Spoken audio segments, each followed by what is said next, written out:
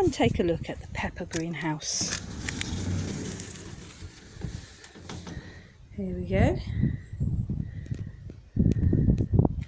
There's a few cucumbers in the bottom, but the rest are peppers and chilies.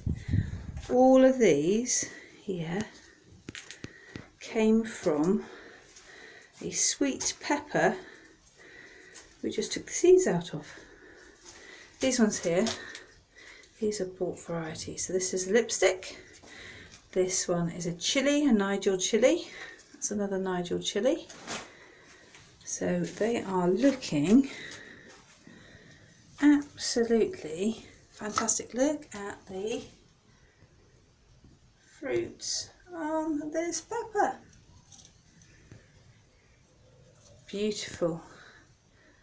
So we like to keep it nice and hot in here and keep them well watered. Follow us to see how we get on.